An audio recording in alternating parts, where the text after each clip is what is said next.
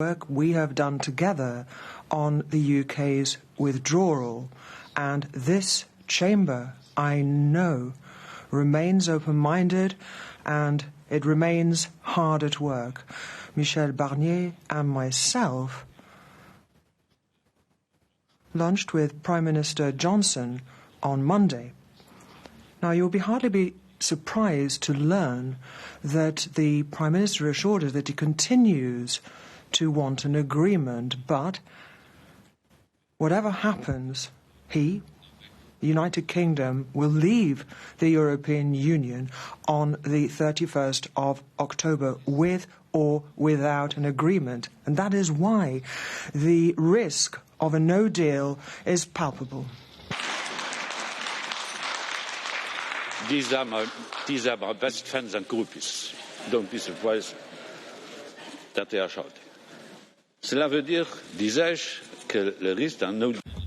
As I was saying, that means that the risk of a no deal remains real, and basically it's going to come down to a decision by the United Government, but it will never be the choice, the preferred option of the European Union. And that's why I think it is better now to focus on what we can do in terms of concluding that deal, something which is desirable and still, in my view, possible. Vous ne serez pas surpris non plus. Vous ne serez pas surpris.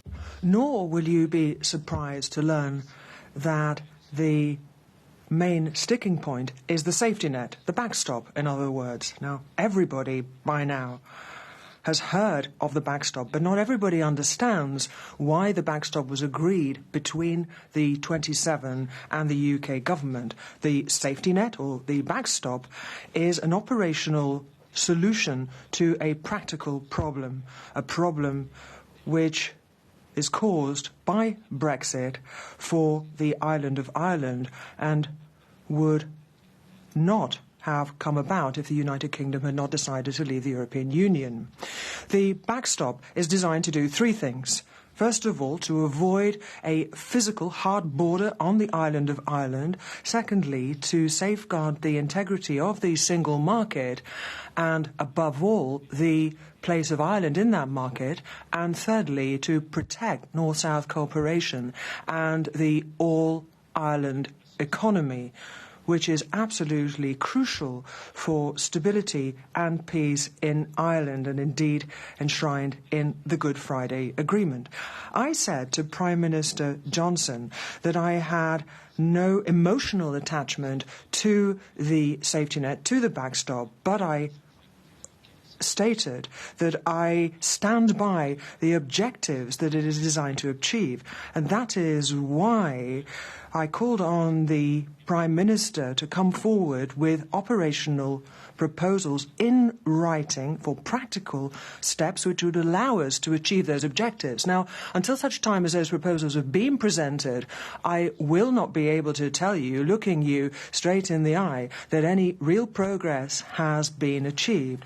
But what I can tell you is, and this perhaps runs counter to many press articles that have appeared in the UK, I can tell you that the talks we had were friendly, constructive and, in part, positive. The Commission is prepared to work day in, day out, from morning until night, with a few breaks, to try and find the technical and political solutions we need. But I'm not sure we'll get there. There's very little time remaining. But what I do know is that we have to keep trying.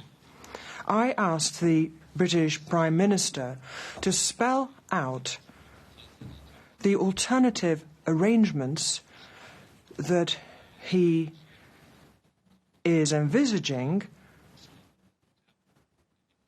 and I said that there should be political negotiations in the positive sense of the term between the UK and the EU, and I will entrust my colleague Michel Barnier, as well as the UK Brexit Minister, to take up and pursue those negotiations so that they don't remain purely at technical level.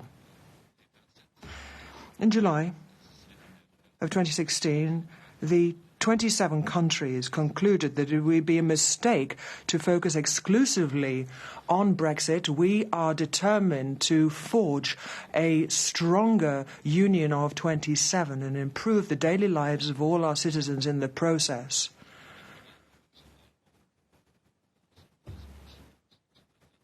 I spoke recently before this Parliament in my State of the Union address and also to outline my proposals for the future, and all European leaders welcomed the programme in their meeting in Bratislava. Members of the European Union have spent 2.5 years negotiating with the UK, looking for ways to organise our divorce. During this time, the European Union has shown great unity of purpose, great solidarity with the member states most affected. This unity is our most precious resource and our greatest asset. It will continue to guide me over the next weeks, and I'm sure it will continue to guide this House also in the future. Thank you for listening. Grazie.